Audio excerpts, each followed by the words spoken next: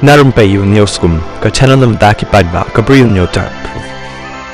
Presiden yang Madhya Pradesh Congress Committee MPCC Uma Vincent H. Pala, Ubreru MP Barim Jangka Jalla, ulakan top persya, ya kaseng Voice of the People Party VPP, kum kaseng kabakaran persya ikiway, kadba kakertok kala syaladi namar, kani kadai ke party kabakaran persya eka sorkar, bakam shimla penskem yakin nong tray casual, kadba kani kaju ke party kebasan syar hasil sotan Masistry Council ke HDC, kapan rekam da kaju ke polisi, benam itu ne penskem yakin nong tray casual hakatega council.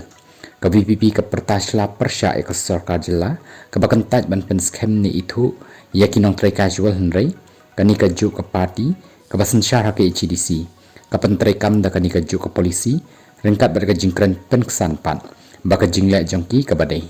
Kani kapen isyai kadar baka ke bakile bat keren ke kertok kala syakini kala banlong bakimpat syempang hinrei ke bakham sngosi bat sngo diaw kalong baka por election ki pen bi ki pat bat nong pet vote bakin pen yok kamlut lada wan haka bor menta bakila wan haka bor haki HDC kile pada kumwai ong mapala da ka ban ru bat ong shu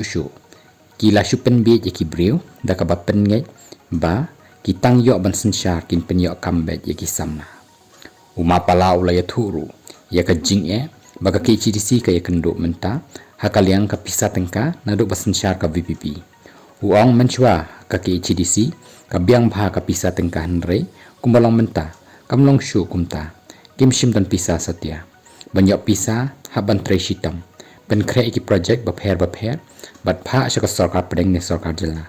ke sarkar jela ke pelat ke pisa kat kum ke jingpha project bat kum juru ke finance commission kalau pen ku bori kani nadu ke 13 finance commission haba kran syu halor kani ulong haba phira iki project jongpi hakmat ke finance commission pidan kam iki riu shempang ban pen kre iki project